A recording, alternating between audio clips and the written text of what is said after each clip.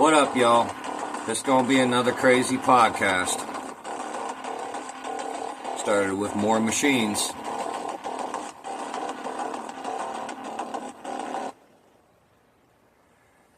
Anyway, before we get this podcast started, I want to make sure I make some things a little clearer here. A lot of updates too. I'll get to that in a minute. But I want to speak about something very personal to me. Like I said, this is America. I'm an American. I expect to be treated like one. I expect everybody out there like you to be treated like one too. And I know that one of those things is fair and equal justice. But here's the problem. Here's where the big problem with this I have is. If you don't have the money for a lawyer, you will never have justice unless you're the one being tried for a crime. You cannot bring an accuser you cannot accuse somebody and bring them to justice for doing you harm if you don't have the money. In this country right now, to all you goddamn lawyers out there, and I do goddamn you, I'm not even going to pray for your souls. You piss me off. You're scum of the earth. You're worse than vampires. You earned your tickets to hell. You piss me off. In my own experience, my child died in a hospital because they didn't care about her. They didn't care about me. They didn't care about our rights to live. They completely disregarded us. Of course, it was a difficult situation. It was hypoplastic left heart syndrome. Her mother could have avoided it by not taking medications, I suppose, but we didn't know that till later. But they still completely neglected it. And I tried 350 lawyers. Nothing. So I'm going to tell you something very personal to me. As an American, when the justice system fails, what do? So most people, they go out and they're a vigilante. They're an outlaw. They do it themselves. Eye for an eye kind of shit. And I am a firm believer in that. I am. Do unto others, But at what point do we got to question this shit we're in here, this shit show we call America right now? I'm calling this out. This justice system couldn't be more corrupt, couldn't be more evil, couldn't be more greedy, and you ain't controlling nothing. Bank on that, because you already do. It's all you care about is money. All right, so good luck, y'all. Next, we're going to go into some updates. The website here behind me is for our group. I've been working off and on at it. It's a very simple website. Each tab is at the top right there, going along right there. Right along there, as I'm pointing on the screen, because I could see myself. So, you got your basics. I want to stress something. This page here should help you not only be accountable to yourself in any situation, alright, fuck your no recording laws, unless it's violating HIPAA or in a courtroom after the gavel's been dropped, and you don't have permission, because if you do have signed permission or you have that video of permission beforehand, then you have permission. Otherwise, that is illegal.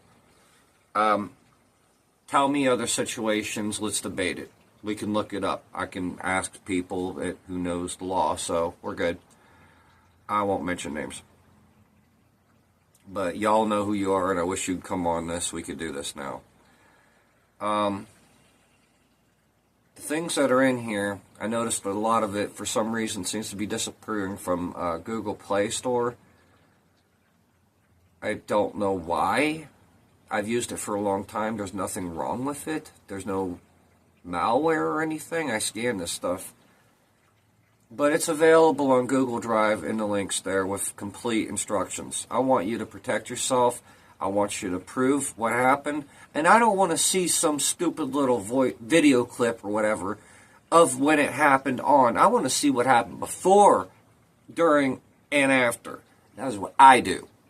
Use it. Use it well. Use it wisely. I got two laptops going on here, so hang on a second. One just almost went to sleep. The other section here for the other useful software, and keep in mind this is all Android for now. We'll get to others. Like cropping a video, or compressing it to upload it, save space, or the voice to text thing, or a scanner, you know, things that commonly I see a lot of people around here need. Then there's this about the podcast. I'm going to have fun with this for a second. First off, as you notice, you will never see me sitting here looking like that with headphones and a microphone up my face. No, don't need to. I have it elsewhere. I'm good. Yeah. But this explains everything below. What's going on here and how to get involved if you want. Of course, you got the U.S. Constitution. You got your Bill of Rights in full. And then you got the Declaration of Independence. Now, like I said, there's a lot more to come, but hey, I think everybody should be reading those three and read them to the fullest, because there is laws about this. No matter what laws there are, you cannot contradict the Constitution. You are not allowed. They are null and void. This was a lawsuit. This was a national case. Any law that contradicts either of those three documents at all, or in small part or in full, is null and void. It is illegal. And you do not have to obey. No, fuck that. That being said, I got one more thing that I got to do here with this. I've been noticing the participation, watching the stats for our group. Let's pick it up some, man. Invite people. You know, we got something we got good here. This is your group, not mine. Do better. That said, let's get rid of this, and let's get back to, by the way, I make my own homepage, so ignore that. It's offline. Let's get back to this. All right. This last week's council meeting. This week's meeting will be coming before this week's over. It has to be done. So, going over my usual notes, which this isn't that much, I know. We'll get to that. First off,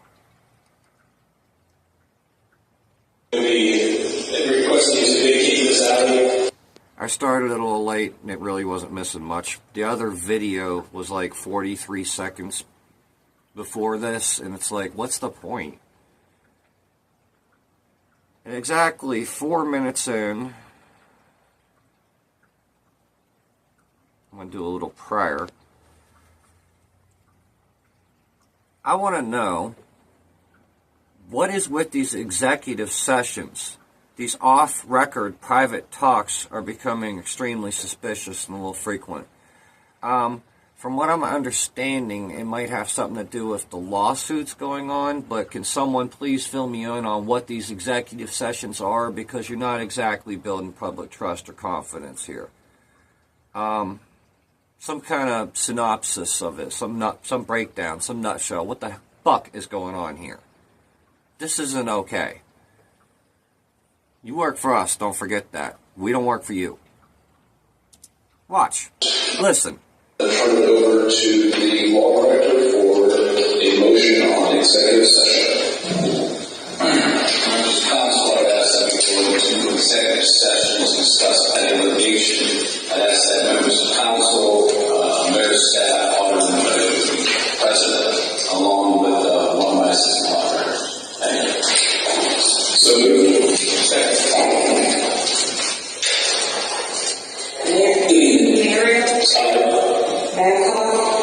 Smuggler, Cole, Maley, Kimbrough, Scagnon, Smith, Fisher, Cooks, Sacco, Morris. You are now in executive session. So basically, it's what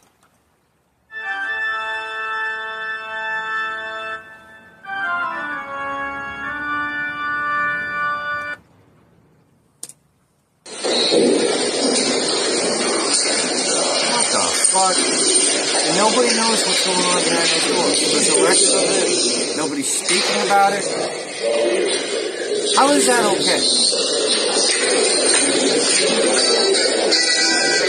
Look, why don't you just tell people we're discussing about a lawsuit against the city and we can't talk about it? Wow, that was hard. Team building exercise? Yeah, bullshit. Team building exercise. That's funny. They need that. Y'all need a retreat.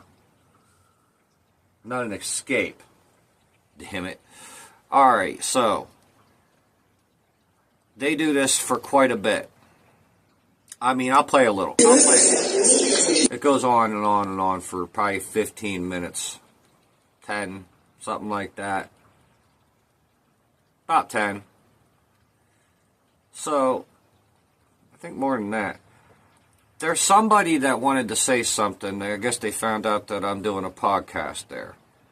And I always let people say it. Just get in front of my camera and say it. Or behind, because you'll find out as tonight, you know, as long as you're direct to either side, you will be recorded on both. Just in case something happens. And real quick, I just want to say that this man right here, in this really long, furry trench coat thing with the cowboy hat, trying to open up a fashion thing downtown here, you need to look up what's called the boot box in Meadville, because if I were to look at your attire, I would say you wanted to open up something like that here. Oh, hell yeah, I'm going to be in there shopping. I like that. That's, I mean, I'm not into the fuzzy coat like that, but I like your hat.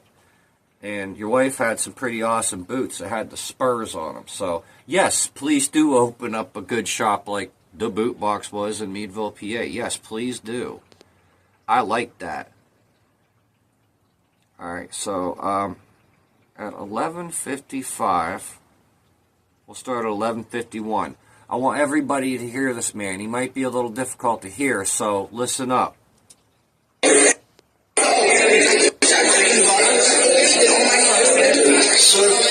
So I have a question for you. I can't speak in front of city council tonight because it's not on the public agenda. So I don't know if that's what you're recording, but I'm not allowed to speak.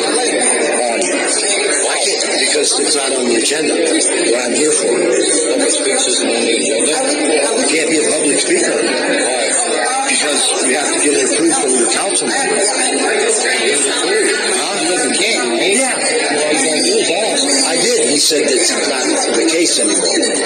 He said they lied to me. I said, who brought you here? I brought myself here. Oh, okay. So I want to speak in front of city council tonight. They won't let me. Because, yeah, the reason I can't speak is because it's not on this paper. So if I'm here for something else, they wouldn't sign me in. Would you take a recording of me? Yeah. You can say it now, it's recording. Oh, say it. It's recording front and back. My way, you're doing both at the same time. Yeah, the city council will not allow me to speak for the city council. It's not on the public agenda. I'm the constituent. The constituent can't, and I cannot speak in front of my city council. This is ridiculous. No problem, sir. Anytime anybody has something to say that they will not let you speak, all I ask is share this channel, help us improve our audience, and you will be heard. But that guy lived in Canton. Just because it wasn't the subject that they wanted to hear about, that wasn't on their agenda that night, they decided not to let him speak. Now I'm thinking that was one of the guys that was protesting the data center, and he had every right to speak about it. Now that was an illegal silencing right there, I won't say. Less than that, and I will stand that ground. That was wrong. Shame on you, City Council, all of you, for that. That was wrong. You should at least gave him a minute. Alright. That really pisses me off. It should piss everybody off. Now, as I was saying about that back camera.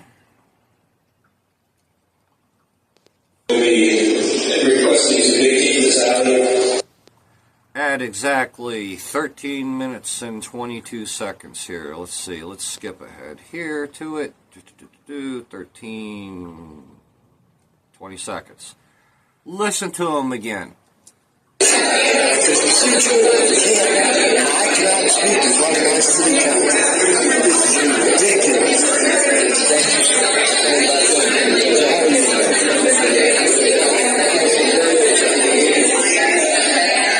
No, but I cannot speak in front of the city council. It has to be on the government. I'm not allowed to speak.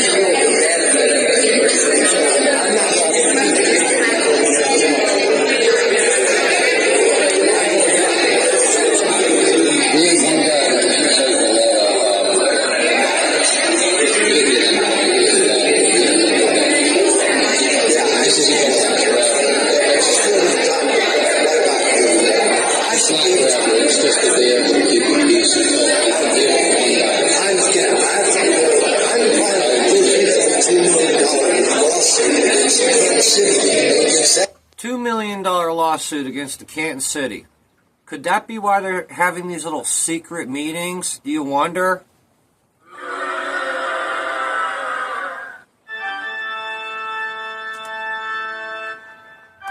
Probably.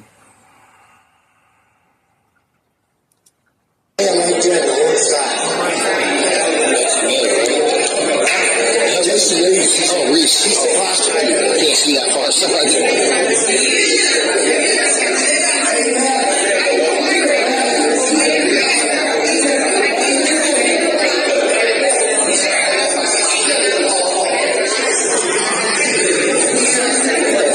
He's naming Jason Reese. Yet again. Here we go, Jason. You can come on my podcast, Mr. Reese. Speak for yourself. Don't matter. On with the shit show. I feel like there should be a big... But wait, there's more. Wait, it's coming.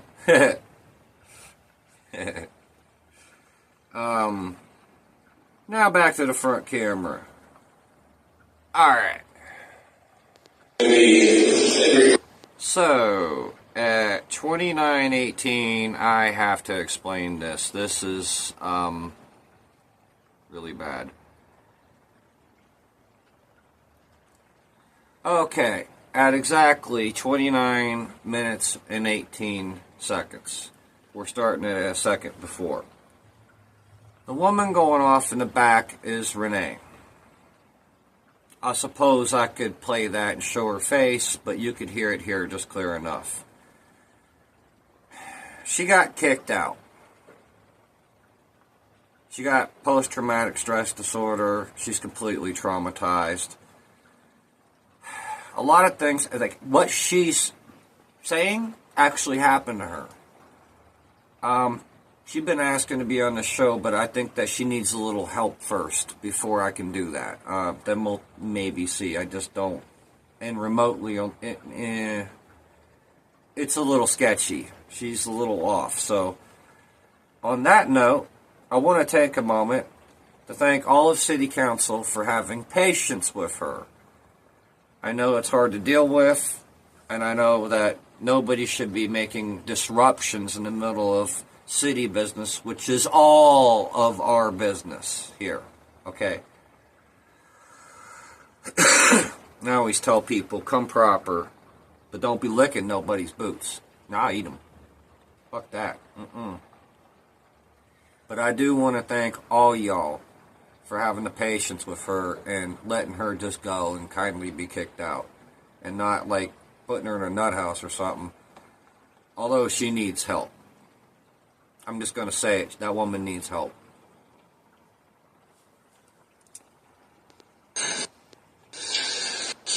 We're now in public hearings. We have none for this meeting. We're now in full business in the area. We do not. We're now in public speech. We have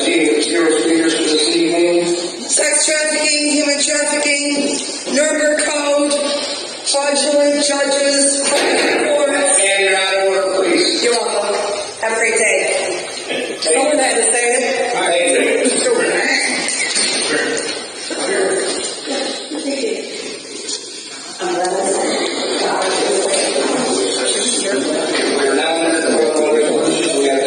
Everything she said, and there's countless others, I've seen the proof that these things are going on around here, and some of these officials are actually letting it happen.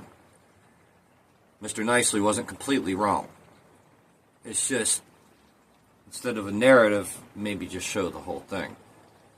And I hope those people that have this proof get to show that themselves here. Not me, them. That door's open. Come on, show it. Prove it. More than welcome any day or time. Well, I will say by appointment, but... So, the next part's at 30 minutes and 40 seconds. So that would be about 2 seconds shy here, yeah. On this part, there's a big speech on gun violence, and I think I need to rewind this just a hair. Because actually, I see her standing up there. I might have had that mismarked.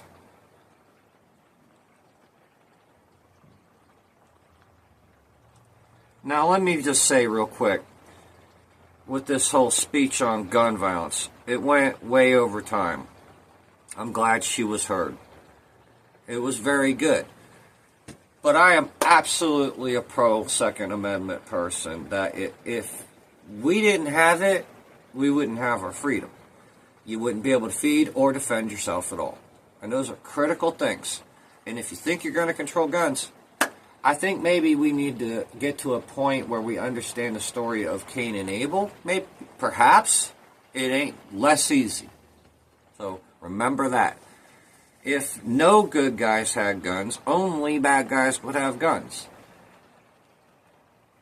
I think this whole country needs to be a constitutional carry, because I absolutely stand by that. I'm a good guy with a gun. If I were allowed and happened to be in a bank somewhere and I had mine and I seen it getting robbed and the guards are tied up or not there or dead or whatever, am I going to stand up? Probably going to be my money in there too, so fuck yeah, I'm going to stand up. I'm going to fight. That's what a peacekeeper does. I'm going to let this woman be heard. I don't completely agree with her, that said, but here you go. I want her to be heard. Judge for yourself. First, I want to thank her for tackling the opportunity to speak under the legacy. My name is Lauren Duces. I'm an aspiring social worker at the Minor Quarter of my master's program. A social worker. See, that was another thing. She just reminded me in her own voice. This is a person, as I understand it, who's had a lot to do with the shit going on, taking kids illegally. So keep that in mind when you hear this. I spent the last 11 years working with individuals and families here in the city of Canton. Tonight I'm taking 3 minutes to amplify our voice on a local family who is too afraid to stand here themselves. They asked me to speak because gun violence in their neighborhood has left them living in constant fear. On March 15th, there was yet another shooting. This time, before the streetlights even came on. As I sit here now in this spot with this podcast, if I don't hear it every night, I hear it every other night, guns going off. Sometimes pistols, sometimes semi-automatic guns, some big, some small, some close, some far. I'm not going to assume somebody's getting shot at. There are critters, and people don't do nothing about pest control like that here, so I'm not... I've seen some ass whoopings, and I've seen some shootings since I've been here. I even seen one murder. I seen one guy get gunned down. He has 2 children under the age of 10. They attend Kansas City schools. The children play sports. They participate in various across the city. They're exactly the kind of family who brings life and energy into Canton. But they no longer feel safe inside or outside of their home. Who does? In the last few months, there have been multiple shootings near their house. During one incident, a stray bullet went through the home directly behind theirs. There's 2 bullet holes that direction in the side of my apartment through a glass that I had to tape shut. Right over there. Don't hear nobody saying shit about that. Shots are fired. The parents gather both children into the living room, and the family sleeps there for the night. Not to make blanket forts, but because both kids' bedrooms have exterior walls, and the children are terrified that a bullet will come through while they sleep. Imagine being 8 years old and preparing for a spelling test at 10 a.m., but dodging stray bullets at 9 p.m. That is these children's reality. Both kids need time outside to regulate emotionally, to move, to play. One child just finished their first season playing basketball and absolutely loved it.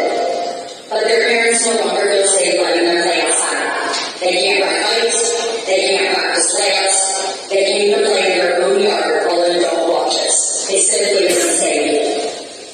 This is a family deeply rooted in Canton. Between both parents, they work 3 jobs. One works in the mental health field here locally. Their entire life, support network, and community are here. And despite working nonstop, they do not have the means to move to a safer neighborhood. Their children deserve to be able to play outside until the fireflies come out. They deserve to feel safe in their home. Right now they don't, and have it for a long time. And this is due to no fault of their parents. How does an older child focus on building a portfolio for the Arts Academy when they jump at every loud noise? How does a younger child practice a sport they love when they're afraid to stand in their own driveway? Every loud sound sends both kids ducking and both parents running room to room to make sure no bullets came through the house. This is not sustainable. It's not acceptable for even one family in our city to live this way.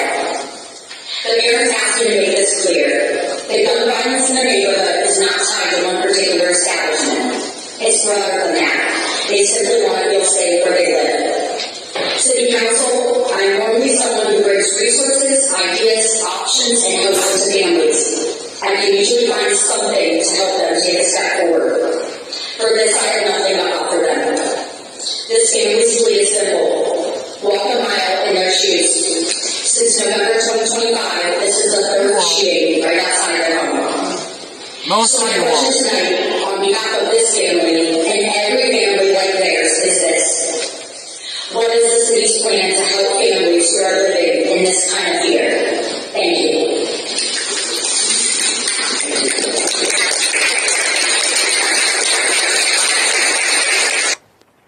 And you know what? I'm actually going to add to that.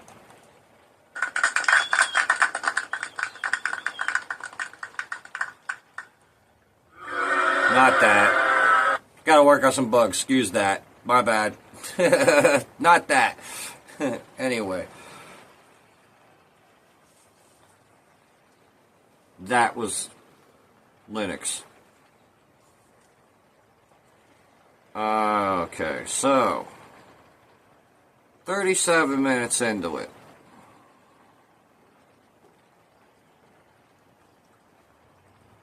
Which is only a few minutes ahead. I want this to be heard also. I like this.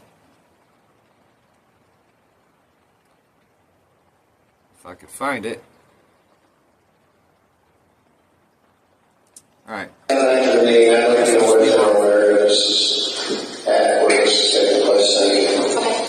I just want to say that the council there was very kind to this woman that spoke about a fashion district here. And that was impressive. I'm glad people are starting to be kind now. Keep up the good work. Yes, Mr. President. I will also like for Ms. Carol if I can have 3 minutes to speak. Second roll.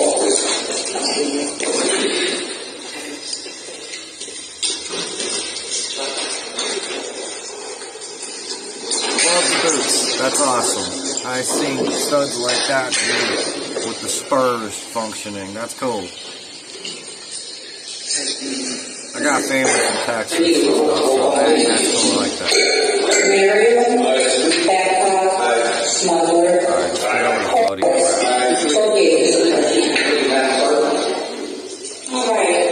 Well, I do thank you for the opportunity to speak with you today, and it's not an ideal that has the potential to bring new energy, creativity, and economic opportunities to downtown Canton. The creation of a downtown fashion district. Cities across the country are discovering that creative industries are powerful drivers of economic growth. Ma'am, if your husband is involved in your fashion designing, us guys should be interested in this because that is cool.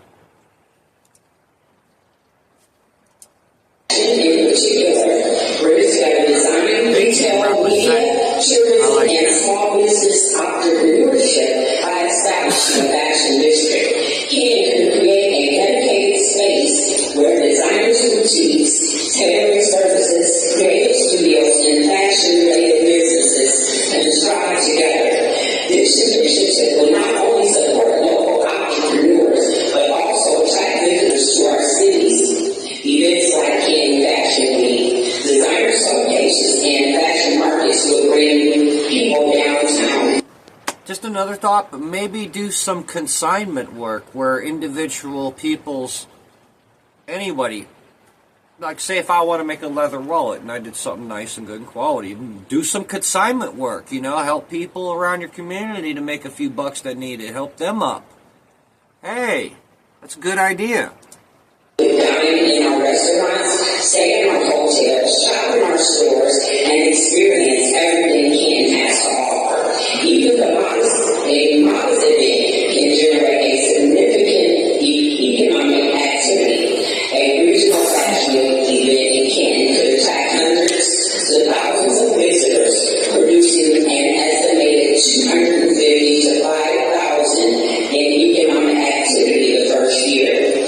With its potential growing to over $1 million annually. But beyond economics, fashion district gives Canton something equally valuable: identity. It creates a recognizable place where creative lives, where creativity lives, and it encourages collaborations between artists, designers, entrepreneurship, and young people who want to build careers in this creative economy. Most importantly, this initiative can help activate vacant storefronts, increase foot traffic, and support the continuing revitalization of downtown Canton. This proposal is not about creating something temporary. It's about building a sustainable creative ecosystem that grows every year, supporting small businesses, attracting tourism, and giving Canton a unique cultural destination that people across the region can recognize. With thoughtful planning, community partnerships, and my support, Canton can position itself as a regional hub for fashion, creativity, and entrepreneurship.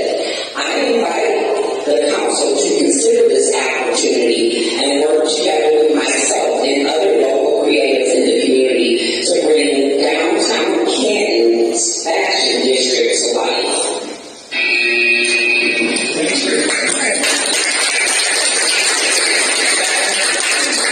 Please give your name and address to our today. My name is Carolyn Pike. I am a for Mining Trends, fashion design. You said my address? You know it's not necessary, but thank you, just for the record. Pleasure having you. Thank you. Yes. And, I didn't say something else. Thank you. Thank you very much. We are now under closing resolutions. We have two this evening. That's pretty cool. I want to see this happen. I like that. That could do our community a lot of good here. Now,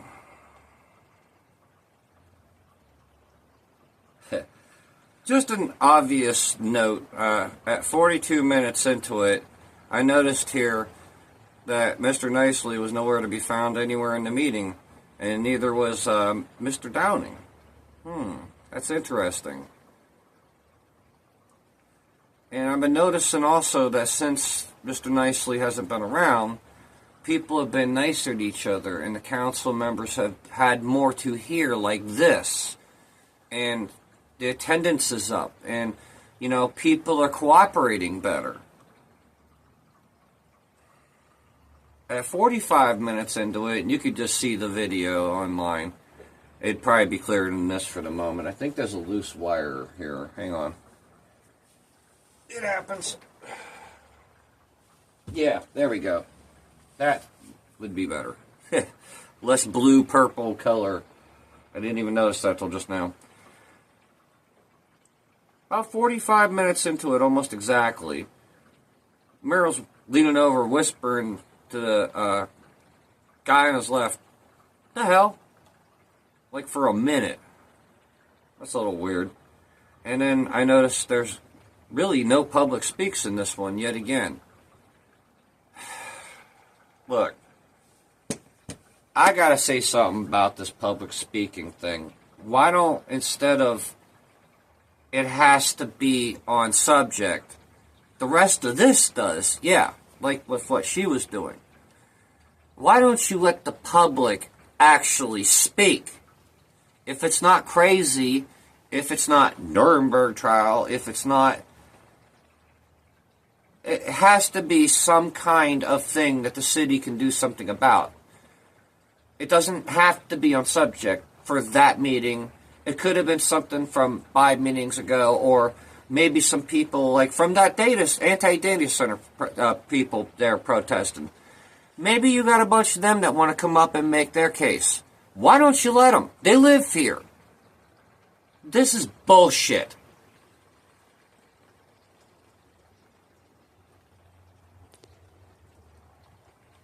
These people. Guys like that. He wanted to speak. That data center is being built here. That affects him.